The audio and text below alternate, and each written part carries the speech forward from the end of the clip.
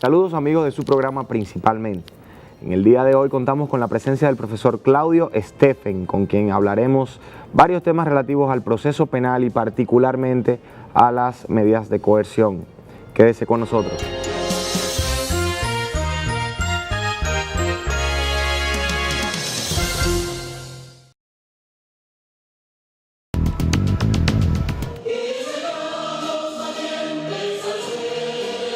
Con el objetivo de fomentar, promocionar y apoyar esta práctica en lugares de trabajo, la presidenta de la Cámara de Diputados, Lucía Medina, dejó inaugurada una sala de lactancia materna en las instalaciones del órgano legislativo.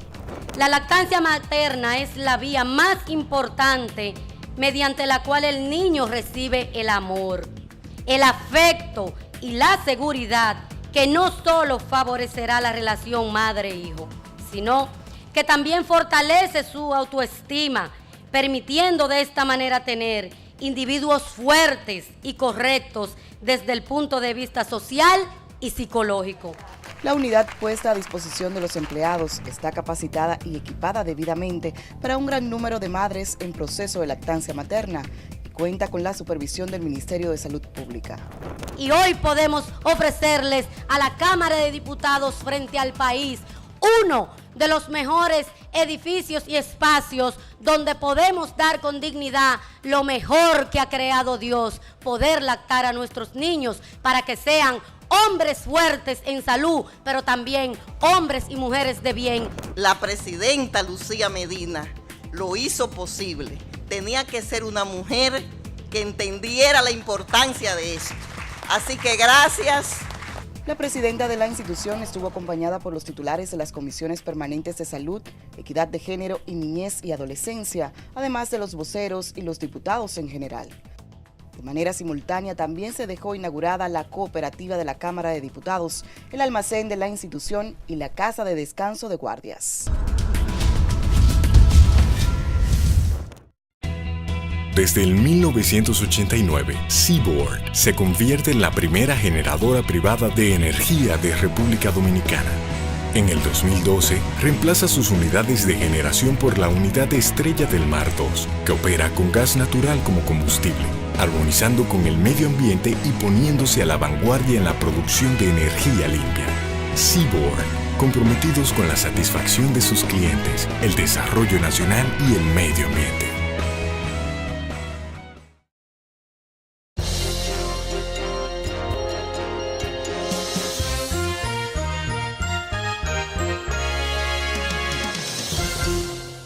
Saludos amigos de Principalmente. Hoy Principalmente cuenta con un invitado muy especial. Se trata del licenciado Claudio Steffen. El licenciado Claudio, profesor universitario, además un abogado con una amplia experiencia, un ejercicio profesional en diversas materias del derecho, igual que en la cátedra universitaria.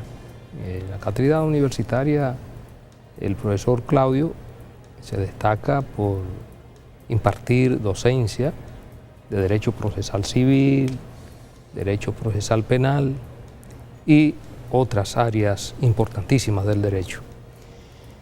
Hoy vamos a tratar con él dos áreas que son muy importantes, que pudiéramos decir que tanto en el derecho procesal penal como el derecho procesal civil vienen a constituirse en la matemática de ambas ramas del derecho. El derecho procesal civil es la matemática del derecho civil y el derecho procesal penal es la matemática del temible y poderoso derecho penal, el derecho que persigue los crímenes, los delitos que se cometen en una sociedad determinada. El derecho donde se impone la fuerza del Estado frente al individuo, el derecho penal. Vamos en esta primera parte a referirnos al derecho procesal civil, al derecho procesal penal. Sobre todo vamos a abarcar un aspecto muy importante de que fue novedad en República Dominicana cuando se introdujo y se aprobó, se promulgó el nuevo Código Procesal Penal, porque eran términos que para los abogados que ejercimos antes de la implementación del Código Procesal Penal, que ejercimos con el antiguo Código de Procedimiento Criminal, eran términos que no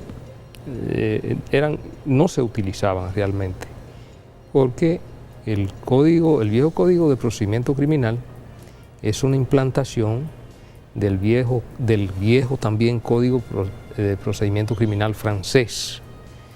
Y este nuevo Código de Procedimiento Penal es un código modelo que se implementó con ciertos rasgos del modelo acusatorio adversarial de los Estados Unidos y que se implementó en casi toda América Latina. Se hizo una especie de modelo, de código modelo, que se viene implementando desde México, que precisamente hace poco que comenzó a entrar en vigencia, último que nosotros. Entonces todo el istmo centroamericano y América del Sur, con algunas excepciones todavía de países que no lo han adoptado plenamente. Por ejemplo, yo conozco el caso de Uruguay y también, paradójicamente, en Argentina, a pesar de que los principales teóricos y defensores de esa nueva normativa procesal penal surgieron en Argentina. Tenemos el caso, por ejemplo, emblemático del profesor Alberto Binder, que incluso lo tuvimos aquí en República Dominicana cuando se inició todo el proceso de reformas. Y el caso de don Julio Mayer, también argentino, un connotado maestro del derecho argentino, igual que el profesor Alberto Binder. Entonces, con esas excepciones, ese código modelo prácticamente ya está vigente en toda América Latina. Bien, Claudio, vamos inmediatamente a aprovechar y entrar en materia. Y vamos a referirnos, tú como procesalista, con la gran ventaja de Claudio, que maneja ambos procesos, el proceso civil y el proceso penal, sobre todo este nuevo proceso penal. Hay aspectos que sobre todo la población, y a esos aspectos que nos vamos a referir, sobre todo la población siempre vive escuchando a través de los diferentes medios de comunicación, y un aspecto muy manido, muy manejado, que la gente habla ya de medida de coerción, como algo normal, como algo natural, porque obviamente el proceso penal tiene sobre todo un impacto público determinante a diario en los medios de comunicación. Cuando se habla que se le va a conocer la medida de coerción al individuo que cometió el robo o el atraco en tal sitio, al individuo que mató a su mujer, al individuo que golpeó a su mujer, al individuo que intentó asesinar a alguien y que es aprehendido, entonces ya esa persona está para conocerle medida de coerción.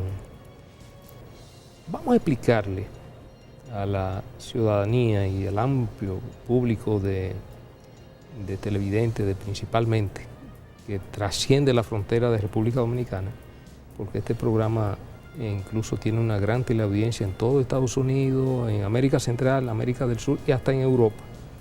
Vamos a explicarle, y vamos a aprovechar esta oportunidad que tenemos al profesor Claudio Estefan, a explicarle a estos amigos en qué consiste la medida de coerción y cómo la define el Código de Procesal Penal. Bueno, doctor, primero gracias a ustedes por la gentileza y el honor de invitarme a su programa y de poder participar en la discusión de temas que benefician a la comunidad jurídica y al público en general. O sea, para mí es un honor y estoy muy agradecido por la invitación. El código, cuando empieza a hablar de las medidas de coerción, obviamente se conecta con la Constitución de la República, que establece que las medidas de coerción tienen un carácter excepcional. De manera que el legislador, al momento de empezar a codificar todos los textos que tienen que ver con la medida de coerción, y fiel al parámetro de la Constitución y el derecho a la libertad y a la seguridad personal, empieza en el 222 a repetir que el derecho a la libertad y a la integridad personal constituye el principio.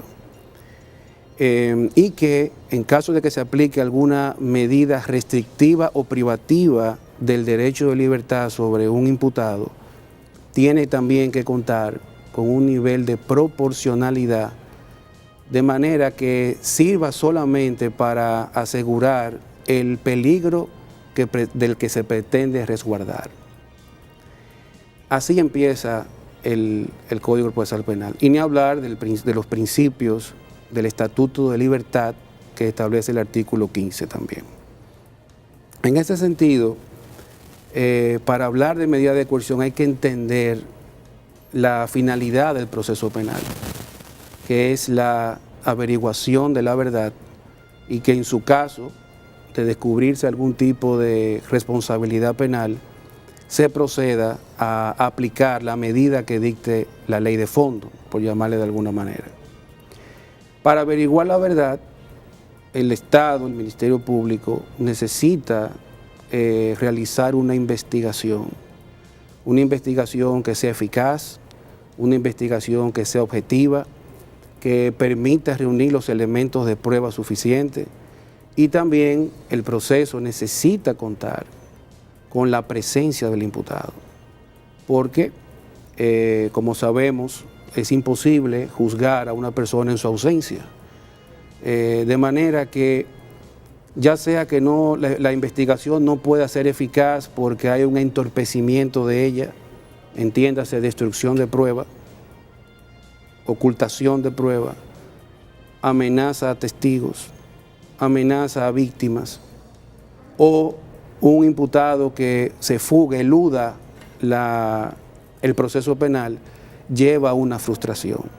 Por esa razón, la ley procesal ha tenido que crear mecanismos de restricción del derecho de libertad de un imputado basado en parámetros que sirven de guía a un juzgador para decidir si aplica o no una medida de coerción sobre la libertad del imputado. Repito, con la finalidad de asegurar la investigación y también la presencia del imputado. Y entonces así se logra satisfacer el objetivo de que se haga justicia a través del Estado como una manera de proteger la dignidad humana y los derechos fundamentales de las personas. Por supuesto, estas restricciones son sumamente limitadas, están adornadas o protegidas, si se quiere, escudadas por una serie de condiciones que la norma exige. Por ejemplo, el 227 es claro cuando el legislador lo redactó, de que deben concurrir al mismo tiempo, como este término lo indica, una serie de circunstancias. La primera, elementos suficientes, elementos de prueba suficientes que permitan asegurar razonablemente que existe la probabilidad de que el imputado sea autor o cómplice de una infracción. El segundo elemento o circunstancia que debe concurrir al mismo tiempo tiene que ver con el peligro de fuga, analizando razonablemente una serie de circunstancias que da la misma ley que permitan concluir que el imputado pudiera no someterse al proceso. Y tercero, que la infracción que se le imputa pues esté castigada con una pena privativa de libertad. Pero reitero que el hecho de que el legislador exija la concurrencia al mismo tiempo, ¿no?, de estos tres elementos demuestra el carácter excepcional que una medida de coerción debe tener. Claudio, en ese mismo orden de ideas, ¿te parece que a partir de modificación del Código Procesal Penal por la Ley 1015, en que se prevé que el hecho de que la ley prevea una pena grave privativa de libertad por mucho tiempo sea a su vez considerado como un elemento de prueba de peligro de fuga, porque como que para los legos y los que no tienen quizá tu experiencia en la materia, parecería que el legislador mezcló una cosa con la otra, y quizá nos gustaría saber tu opinión experta sobre el particular. Sí, gracias, Edward. Ciertamente, con las modificaciones de la ley 1015 se ha incluido como parámetro para determinar el peligro de fuga por parte del juez, que tome en cuenta la gravedad del hecho y la sanción penal que recaería en caso de ser encontrado culpable. Eso ha sido bien criticado por la doctrina, por los abogados nacionales e internacionales, sobre todo en Argentina también, porque se entiende que se ha creado, si se quiere, una especie de presunción de fuga dependiente de la imputación del hecho preciso. O sea que el órgano acusador, para obtener la configuración del peligro de fuga, solamente tendría que alegar que se trata de un hecho grave, que apareja una pena grave, la cual la ley no indica cuál es el rango mínimo y mayor de pena grave, y entonces ya automáticamente quedaría configurado. Eso obviamente choca con la presunción de inocencia y el trato de inocente como inocente que manda la Constitución a tener con la persona. Yo no creo que per se tomar en cuenta esas circunstancias sea algo malo en sí mismo. El problema que yo he visto en mi práctica y que he escuchado en otros colegas es que este solo elemento parece arropar y descartar todo el conjunto de elementos que la ley le propone al juez transitar mentalmente para determinar el peligro de fuga. Es como si este fuera el elemento clave y decisivo, y realmente es importante recordar que esa lista no tiene carácter taxativo. Es realmente un catálogo ejemplificador. Como dije anteriormente, es una sugerencia que el legislador le da al juez de por dónde conducir su razonamiento, pero no ata al juez. El juez realmente está obligado a comprobar materialmente la situación del imputado. No de una manera abstracta, sino materialmente. Él debe hacer ese análisis. Y ese solo elemento no puede configurar por sí solo el peligro de fuga. Además, pone a la defensa y al imputado en una situación difícil, porque entonces él tendría que probar lo contrario. Es decir, tendría que probar un hecho negativo. Y eso se llama, según la doctrina de Hauchen, por ejemplo, una prueba diabólica. Cuando realmente la carga de la prueba del peligro de fuga y de la configuración general recae sobre el Ministerio Público, no sobre la defensa. Obviamente el imputado tiene a su mano una serie de elementos que puede aportar para tratar de configurar de que no existe ningún peligro de fuga ni de entorpecimiento en la investigación, ni de amenaza a ninguno de los testigos o la víctima. De manera que el problema está en que ese solo elemento se pretende jerarquizar, cuando la norma no lo hace, como el elemento clave para determinar la aplicación de una medida de coerción.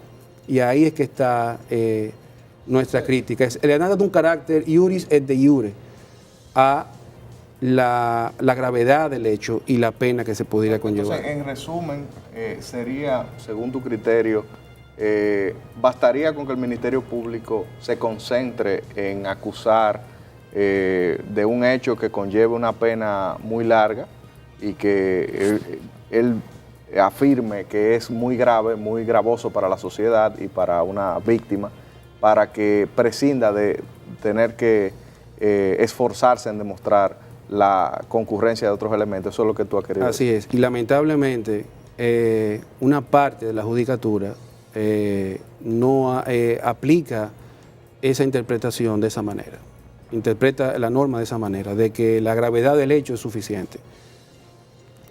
En el caso, Claudio, y quisiera agregar esta parte de los elementos que deben de concurrir para la imposición de la medida, es bueno señalar, y desde tu experiencia nos podrás contar un poco, si piensas distinto a lo que voy a proponer ahora, que en el caso de violencia de género particularmente y de violencia intrafamiliar, hay un factor adicional que es el peligro a la integridad física y a la vida de la víctima o de las víctimas, que también debe ser tomado en cuenta por el juez para la imposición de la medida en este tipo de casos. Pero mi pregunta va dirigida en otro sentido. Desde la propuesta modelo de la que hablaba Radamés anteriormente, que creo que era una propuesta de los 1980 y pico, que era el Código Iberoamericano, que estaba proponiendo al Instituto Iberoamericano de Derecho Procesal, en el que por supuesto participaron reconocidos colombianos y argentinos. Desde la propuesta que surgió, que fue implementada por nosotros hacia el año 2002, todavía en el año 2017, 2015, 2017, estamos readecuando esta parte de la normativa y todavía estamos en un proceso de transformación. Sin lugar a dudas, el derecho penal y el derecho procesal penal es un derecho muy rígido por imponer o por permitir al Estado utilizar su fuerza coercitiva más aplastante sobre los particulares, y por eso el primer principio, el principio más importante que debe tomarse en cuenta y que debe enmarcar todo lo del proceso penal debe ser el principio de legalidad. Evidentemente, lo que no está en la norma no puede ser tomado en cuenta por la jurisdicción o no puede aplicarse al proceso. Pero en materia de medidas cautelares, estas medidas de coerción son medidas cautelares para la materia penal. En materia de medidas cautelares, en los amparos, en el derecho contencioso administrativo, en el derecho civil, con los poderes, con relación a los poderes que tiene el juez, tienen poderes muy amplios de tomar las medidas que sean necesarias, y eso lo contempla la legislación civil, la administrativa, la procedimental constitucional. Entonces, ¿qué opinión te merece que en las demás materias que quizás no tienen esta rigidez legal que conlleva el proceso penal, los jueces pueden tomar todas las medidas que consideren necesarias para la efectividad de la decisión que será resultado de ese proceso? Sin embargo, en el derecho procesal penal no es así. El juez está limitado a una cantidad de medidas que establece la propia norma. En este proceso de transformación que está sufriendo el derecho procesal penal y la legislación dominicana en esta materia, ¿te parece que en algún momento el juez deberá tener todas estas potestades, digamos una carta de ruta, alguna especie de disposición abierta para poder tomar todas las medidas que aseguren la decisión y la efectividad del proceso? ¿O te parece que se debe de mantener la rigidez que tiene actualmente los artículos 227 en adelante, particularmente sobre la imposición de medidas de coerción? Correcto. Bueno, fíjate, la otra función del proceso penal es limitar el ius puniendi del Estado. Porque la experiencia nos dice que si el Estado tú no lo limitas, generalmente degenera en abusos contra los particulares. Entonces, la Constitución precisamente es eso, es también una limitación al Estado de sus poderes. Cuando se trata de la limitación a la libertad de una persona, no hay otro camino más seguro y más prudente que limitar las figuras que van a servir de coerción a la libertad de un sospechoso imputado. Tiene que ser así, porque eso es lo que transmite seguridad de cuáles son las consecuencias donde el juez no se podrá salir en cuanto a la limitación de mi libertad. Por ejemplo, si me va a imponer prisión preventiva, ya la ley dice hay un límite máximo para la prisión preventiva. me dice que hay alternativas a la prisión preventiva, como por ejemplo la presentación periódica. Puede combinarla con la garantía económica, con el impedimento de salida del país o de una localidad en específico. Incluso permite la colocación de localizadores electrónicos. Y todo eso se puede combinar excepto con la prisión preventiva. De manera que es un catálogo de medidas que realmente permiten al juez a distintos niveles restringir la libertad del individuo. Entonces, para mí es sano que en materia procesal penal sí esté limitado las figuras que impliquen la limitación de la libertad, porque eso transmite seguridad y sobre todo permite siempre mantener la razonabilidad de la coerción, a diferencia de otros terrenos, de otras materias en derecho. Bien, Claudio, vamos a aprovechar para hacer una breve pausa. En el próximo segmento vamos a seguir tratando este y otros temas de sumo interés.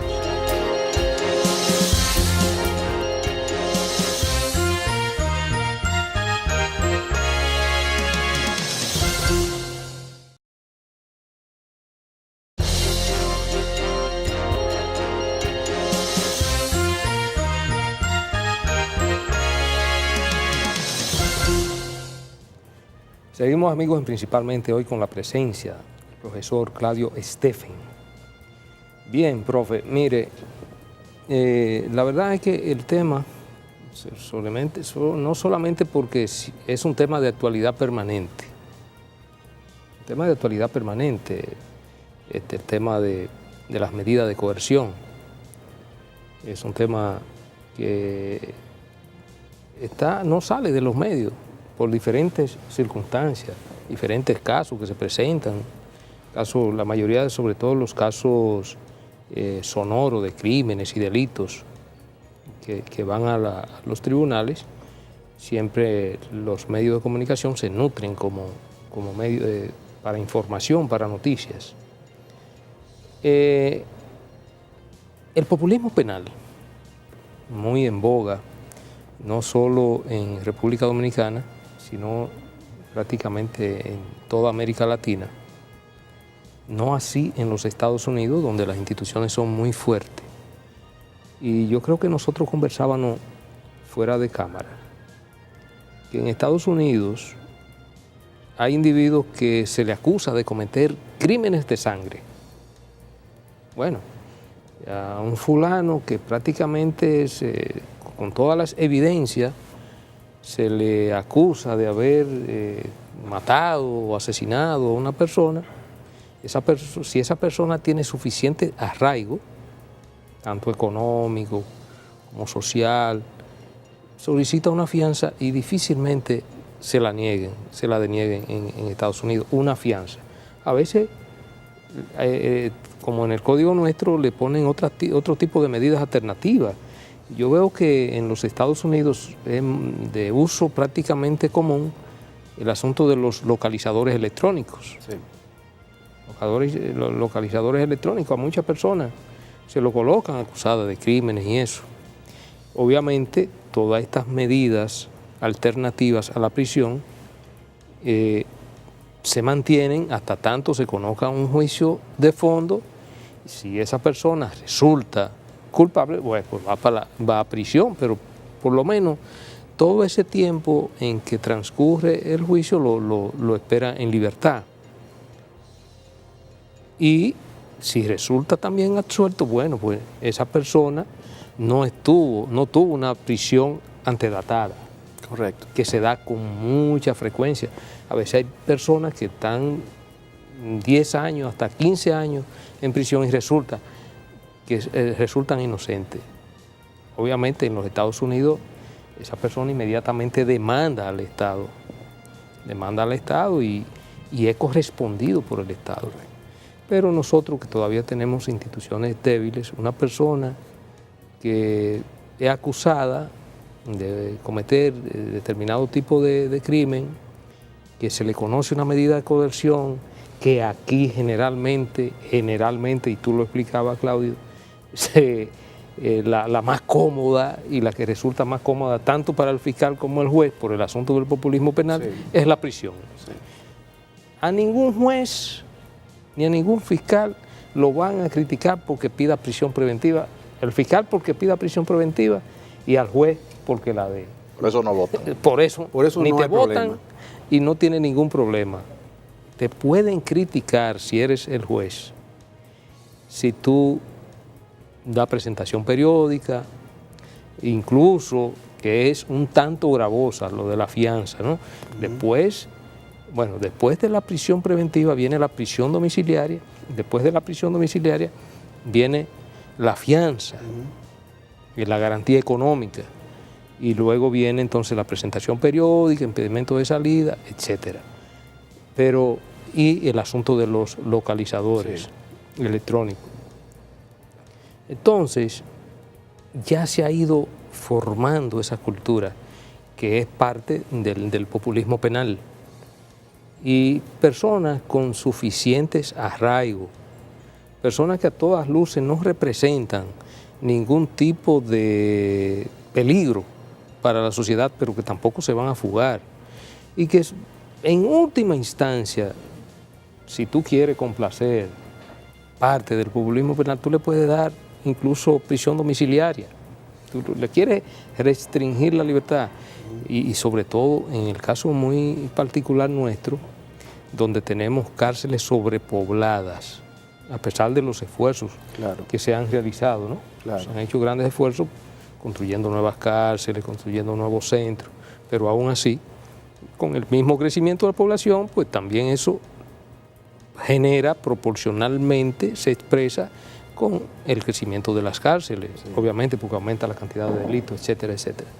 Entonces, el populismo penal, ¿entiendes tú que de una u otra manera conforma en la apreciación del juez, en la parte deliberativa del juez, tienen algún tipo de incidencia que tienda a que ese individuo juzgador pierda el sentido de razonabilidad y objetividad y se vaya más bien por asuntos subjetivos en términos de tomar una decisión en el sentido sagrado de preservar la parte más sagrada, yo diría, de un individuo, que es la libertad?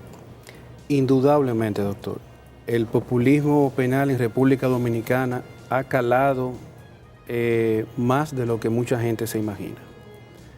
Y es una cultura prácticamente, que el sistema de justicia, los actores del sistema de justicia, entiéndase el Ministerio Público, entiéndase el Poder Judicial, han tenido la oportunidad de romper con esa cultura de que no puede haber un proceso sin un preso. Y la cantidad de prisión preventiva en el país es elevada, es muy elevada en comparación con países de la región. El derecho fundamental de la libertad consiste también en estar en libertad durante el proceso penal. Entonces, un juez no puede basarse en subjetividades, como usted dijo, sino que la ley lo manda a ser objetivo. Si a eso le sumamos no solamente la presión externa de un pueblo, que todos los pueblos siempre, por su sed de justicia, pueden de una manera rápida querer hacerla quiere tenerla ya sin estudiar y ver el caso correctamente. También sufren una presión interna, porque no es raro ver que porque un juez no complazca al Ministerio Público o a un querellante con la aplicación de una medida de coerción, de inmediatamente son sometidos a investigación. Hay que reconocer que hay investigaciones que han concluido en que sí se cometieron faltas, pero no todos han cometido falta.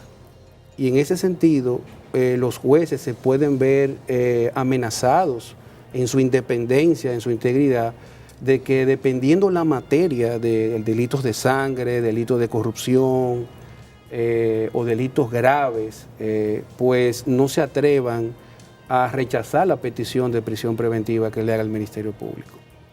Entonces, realmente el populismo penal nos afecta a todos, porque es que mañana cualquiera de nosotros podemos estar en ese lugar y no vamos a tener a un juez, algunos jueces, porque no todos son así, hay muchos jueces valientes y responsables también, pero hay una presión sobre los jugadores que realmente puede afectar la aplicación correcta de la ley y sobre todo cuando está en juego nada más y nada menos que la libertad. Entonces, la prisión preventiva, cuando el legislador trata sobre ella en el Código Procesal Penal, advierte lo siguiente: no se puede convertir en una pena anticipada. Y solamente se refiere así a la prisión preventiva. No puede consistir en una pena anticipada. Por eso, porque todavía no ha intervenido una sentencia firme, una sentencia irrevocable, donde varios jueces en varias instancias han podido verificar y comprobar si con certeza esta persona ha comprometido su responsabilidad penal o no. Y entonces luego viene la situación de quién repara el daño. ¿Quién repara el daño moral, el daño físico también que pudo haber sufrido esa persona por estar encarcelado y luego fue juzgado absuelto? Entonces yo entiendo que sí, que el código sí prevé que esta persona pueda ser indemnizado.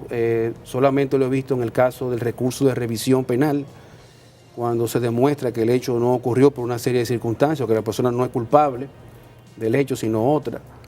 Pero fuera de ahí no hay expresamente un derecho de indemnización de la persona que ha sufrido prisión preventiva y luego ha resultado absuelta. Pero nada lo prohíbe. Nada lo prohíbe. Ya entonces habría que ver si el Estado cuenta con mecanismos ágiles para poder satisfacer la indemnización de que sea acreedora a esa persona.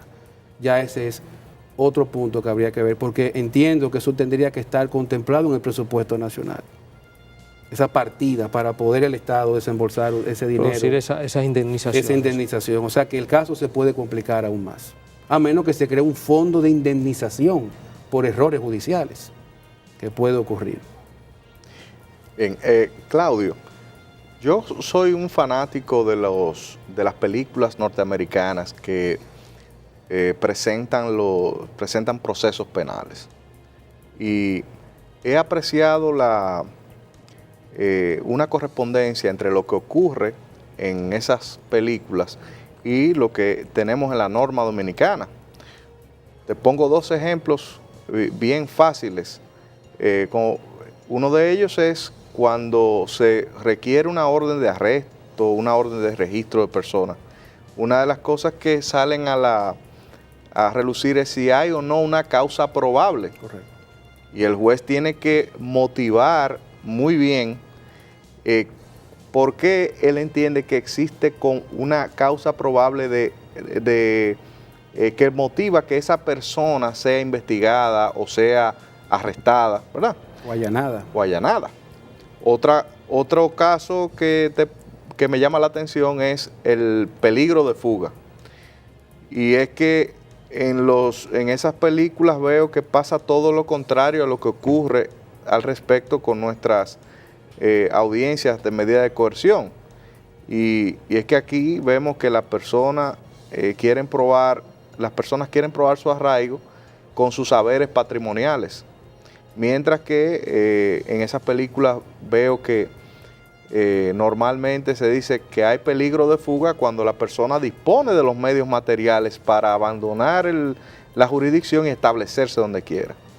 Entonces, aquí se ha hablado mucho de constitucionalización del proceso, se ha invertido recursos en capacitar al Ministerio Público y a los jueces.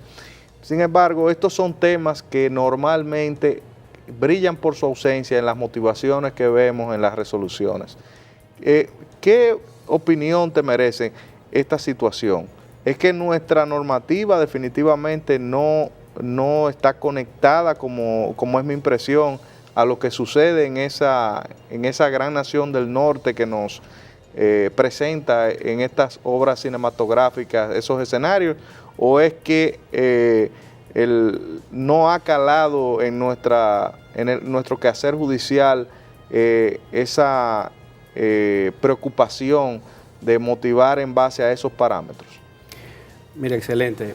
Sucede que todos recordamos cuando entró en vigencia el código en el 2004, fue aprobado en el 2002, pero entró en vigencia en el 2004.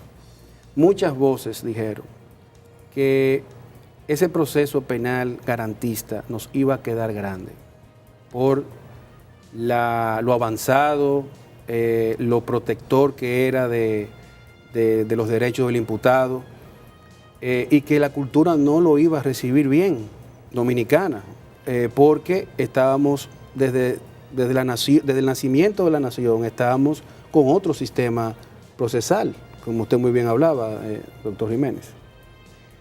Y la verdad es que había que darle, y hay que darle tiempo de ir creando una cultura en nuestra sociedad que vaya asimilando que la restricción a la libertad de una persona o de su domicilio al momento de allanar requiere una serie de garantías y de presupuesto que el Ministerio Público debe cumplir y persuadir al juez de otorgar una medida de esa magnitud. Y eso es un trabajo que empieza por las decisiones, la jurisprudencia, en las academias de derecho y en la práctica día a día de nosotros los abogados. Y de ir inculcando en la sociedad estos principios y de que la sociedad los abrace, porque no hay peligro siempre y cuando el Ministerio Público haga una investigación correcta y reúna los elementos de prueba. Otras sociedades lo han hecho, ¿por qué nosotros no lo podemos hacer? Entonces, ciertamente es un proceso que necesita un poco más de tiempo, más de esfuerzo por parte de todos los actores, de crear esa cultura de protección y respeto a los derechos del imputado. Estados Unidos la alcanzó bien temprano en comparación con nosotros, pero todavía nosotros estamos en camino y creo que estamos llegando poco a poco, porque el solo hecho de que hayan programas como este, interesados en debatir temas de esta naturaleza, demuestra que está vigente el deseo de que esto se conozca y se maneje correctamente, en beneficio de todos, sin que eso implique un desmedro en la investigación y persecución de la criminalidad, que otras sociedades han demostrado que pueden coexistir perfectamente. Es un equilibrio. Respecto a la capacidad económica del imputado a quien se le pide medida de coerción, ciertamente, por lógica, una persona con muchos recursos financieros puede concluirse que tiene los medios para fugarse y hacer muchas cosas, eso es verdad. Por eso yo siempre recomiendo que más que demostrar tu solvencia económica, es demostrar que tus negocios e intereses económicos están aquí en el país, no fuera de aquí, y que tú tienes que atenderlos. No se trata de un asunto de prosperidad, de demostrar prosperidad económica, abundancia a un juez, sino de que mis negocios están radicados aquí. Y aquí está mi modo de vida, mi sustento. Tu familia. Tu familia, tus lazos familiares, tu domicilio permanente. Y yo creo que ahí que debe tratarse, más que demostrar algún tipo de opulencia o de gran cantidad de patrimonio.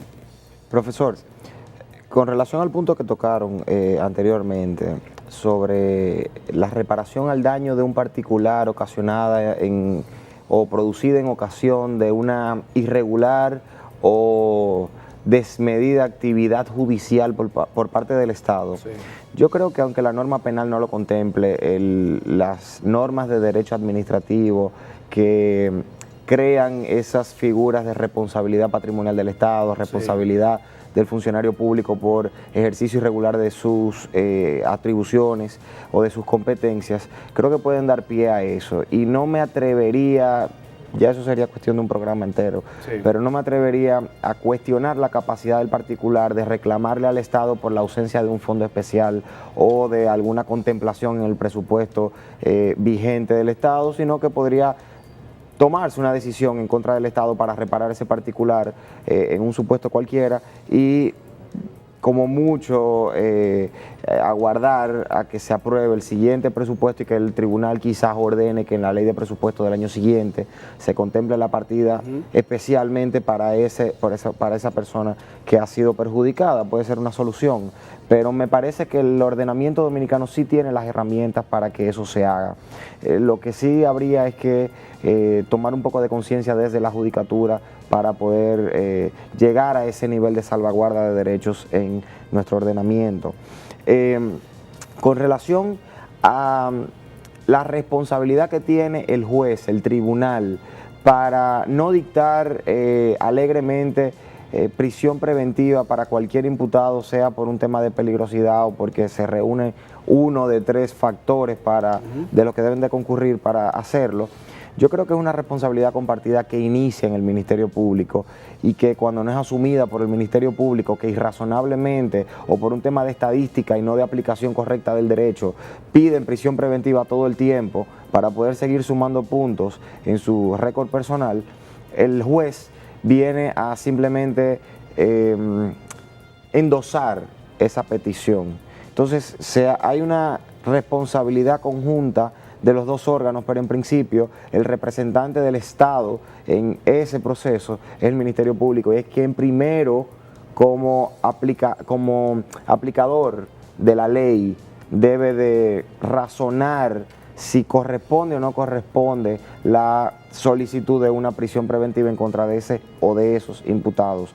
El juez entonces viene a hacer un endoso de esa solicitud, a hacer un sello gomígrafo cuando no pondera si realmente corresponde esta solicitud, y ahí viene entonces mi pregunta: cuando el juez no garantiza esa razonabilidad y cuando no garantiza que se aplique correctamente la normativa dominicana en ese sentido y aplica esa prisión preventiva, ¿qué vías tiene ese procesado, ese particular que está siendo perjudicado para entonces rebatir, discutir, apelar quizás o revisar esa medida para que sea modificada y se aplique correctamente la disposición legal que corresponde al caso? Correcto. Mira, Francisco, sucede que el legislador ha dispuesto que todas las decisiones, resoluciones que impongan medidas de coerción son susceptibles de apelación. Expresamente lo ha dicho. Pero también ha dicho desde el 222 que no solamente es revocable la medida de coerción, sea cual sea, sino también que es reformable. Entonces, esta persona que se le ha impuesto una medida de coerción siempre tiene abierta la apelación para que el Tribunal de Alzada pueda revisar nuevamente su caso. Pero como si esto no fuera suficiente, o si la apelación fracasa en su intento, el Código también prevé que todas las medidas de coerción pueden ser revisables por el juez en cualquier momento del procedimiento, a petición del imputado e incluso a petición del Ministerio Público, porque recordemos que el Ministerio Público sigue siendo un ente teóricamente objetivo y puede incluso recurrir a favor del imputado. Entonces, la puede sustituir, la puede modificar o la puede simplemente cesar en cualquier momento. En el caso de la prisión preventiva, hay una revisión obligatoria cada 3 meses, que aunque el imputado no lo pida, el juez de oficio está obligado a revisar la prisión preventiva. A menos que haya sido impuesta por un tiempo menor, que si no será en ese tiempo entonces. A menos que sea, sí, porque si ya ha llegado el término de la prisión, pues queda agotada la medida de coerción y ya la persona no tiene razón de seguir privada de su libertad. Pero cada 3 meses en prisión preventiva es obligatorio la revisión. Esos son los recursos que puede tener. Y claro, puede también aportar que los presupuestos han variado y que las condiciones que originalmente motivaron la aplicación de la medida ya no se encuentran presentes. Por ejemplo, un testigo que se ha retractado de lo que ha dicho, o un testigo nuevo que acaba de surgir, o un elemento de prueba que ha dado un resultado a favor del imputado. El Ministerio Público está obligado a informárselo a la defensa y al imputado mismo, o si el imputado es que lo consigue, lo puede llevar donde el juez para demostrar que ya sus presupuestos han variado. Bien, Claudio, vamos a aprovechar para hacer una última pausa. En el próximo segmento obligatoriamente tenemos que seguir con este tema.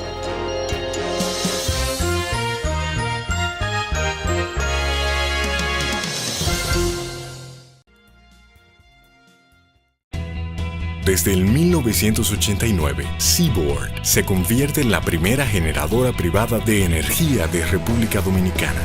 En el 2012, reemplaza sus unidades de generación por la unidad Estrella del Mar 2, que opera con gas natural como combustible, armonizando con el medio ambiente y poniéndose a la vanguardia en la producción de energía limpia. Seaboard, comprometidos con la satisfacción de sus clientes, el desarrollo nacional y el medio ambiente.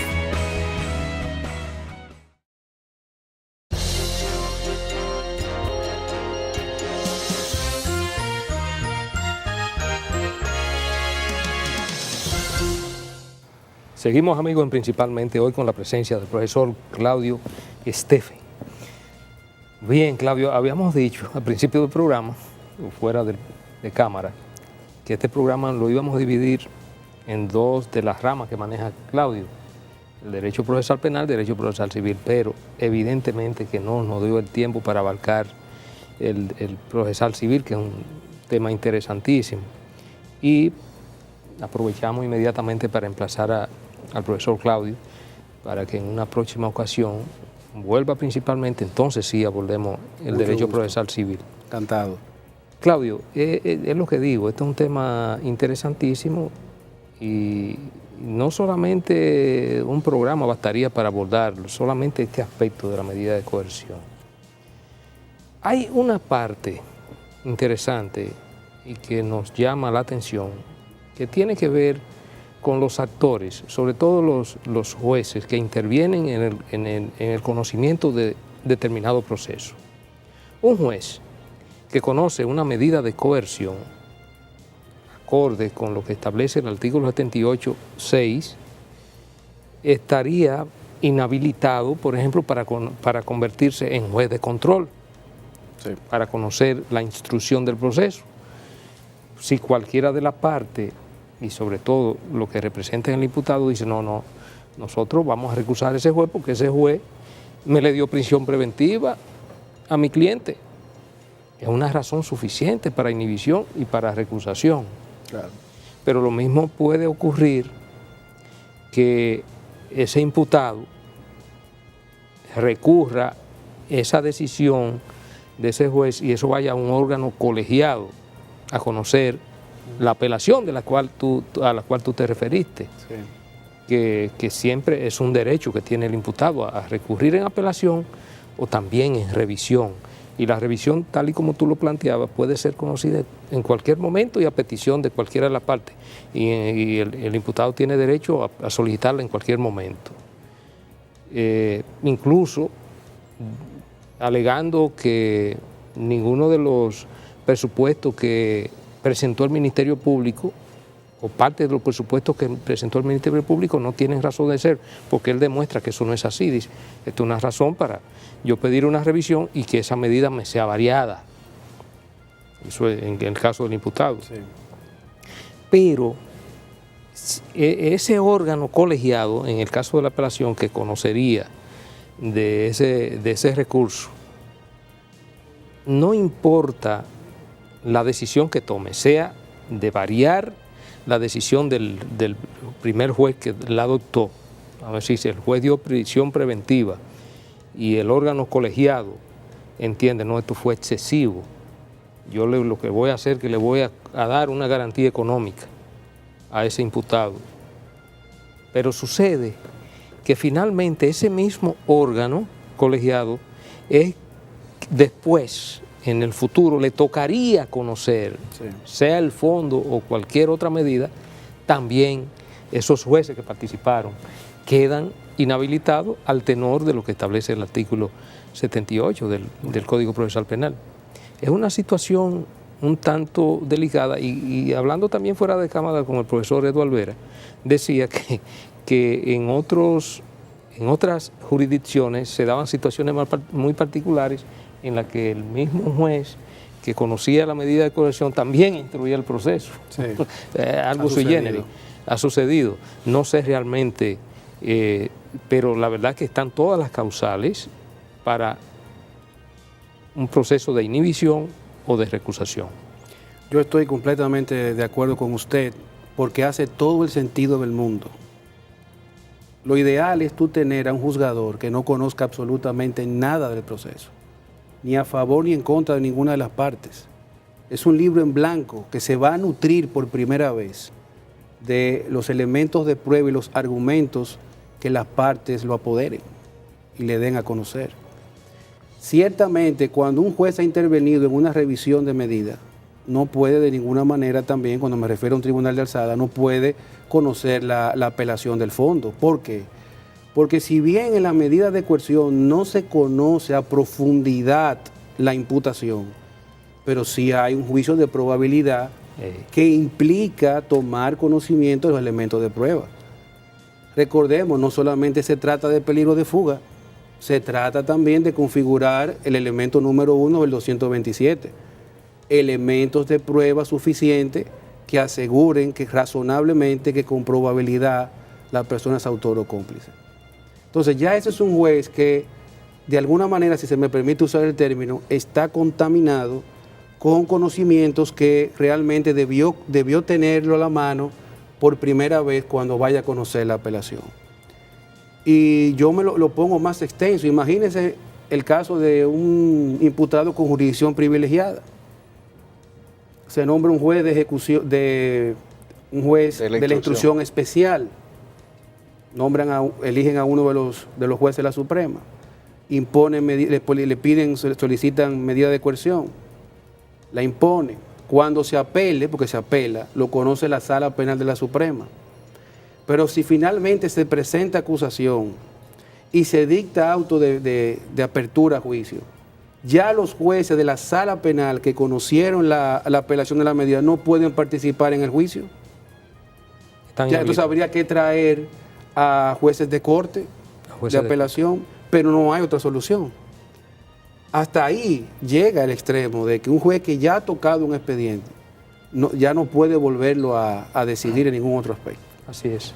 Claudio, una cosa que nos llama la atención es que el Ministerio Público, a veces en una etapa secreta del proceso, como es la etapa preparatoria, la etapa de la investigación, interactúa bastante con la prensa. De hecho, los medios de comunicación acceden permanentemente a la fuente judicial, no solamente de aquellos expedientes que se están discutiendo en un juicio oral público y contradictorio, sino también de expedientes que están en la fase de investigación. ¿Qué opinión te merece lo que ocurre en nuestra cotidianidad y cuáles tú entiendes que podrían ser las consecuencias de esa situación que te traigo a colación? Sí, bueno, realmente ha habido poco celo a veces en algunos miembros del Ministerio Público en cuidar que no se filtren datos o informaciones de una investigación en curso.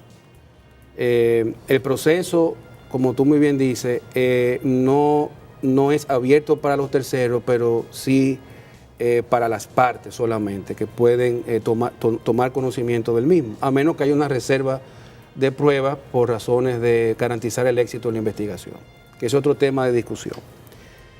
Entonces, este tipo de conducta del Ministerio Público que permite filtraciones, le crea un daño a la presunción de inocencia de un imputado, porque empieza de alguna manera a condicionar ya a la sociedad, o incluso puede llegar al conocimiento del juez una serie de elementos que al final pudieran incidir en la imparcialidad del juez, o incluso en enriquecer el populismo penal y crear una presión en contra de esas personas.